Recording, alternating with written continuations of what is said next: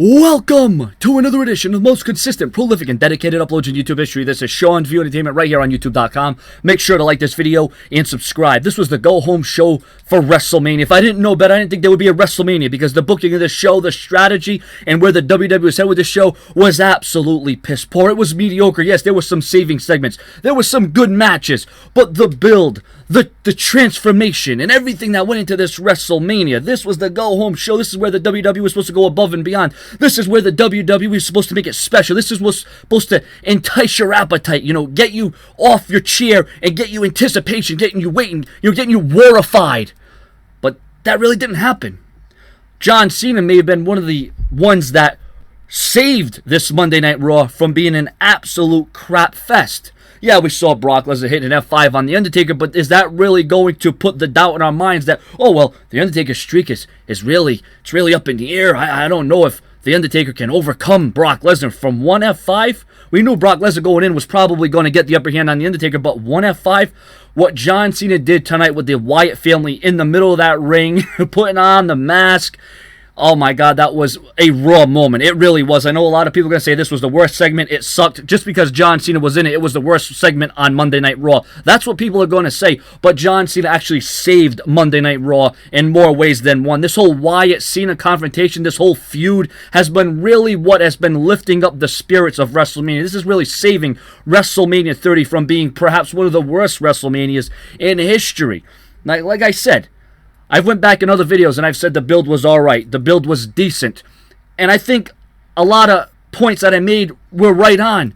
But this Monday Night Raw could have done a hell of a lot better in building up WrestleMania. Like I said, this is the go-home show. This is where you're supposed to really, go that extra mile. And I just felt that the WWE, attempted a very lackluster attempt at making us want to watch WrestleMania. If this is the show that's going to want to make you watch WrestleMania, well, then this is not what's going to get you to want to watch WrestleMania. In order for me to want to watch WrestleMania, I'm going to have to go off of the other past Raws of the last month, because this Raw, it just didn't stick to me. Like I said, I'm not bashing the whole Monday Night Raw, but I am questioning, and I am trying to think what or who the hell was in charge of this program. Because, like I said, had Cena not done what he did in that segment with the Wyatt family by putting that mask on and then taking it off and getting retribution on the Wyatt family, I'm not quite sure what this role would have been. Now, as I'm doing this review, it's 10:07.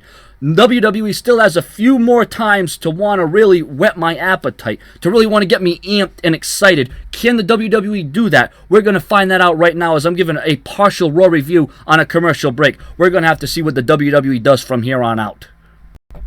Batista, Randy Orton, Daniel Bryan coming back and beating the holy hell out of Triple H really saved this Monday Night Raw, because where the WWE needed to improve, where the WWE needed to send an emphatic statement, they did. They capitalized on the right segments and, the foundation of the building. I'm not going to say this was the best Raw. I'm not saying this is the best Raw, but the WWE definitely capitalized in a big way from the 10 o'clock hour and on. Like I said, mediocre, lackluster, piss poor.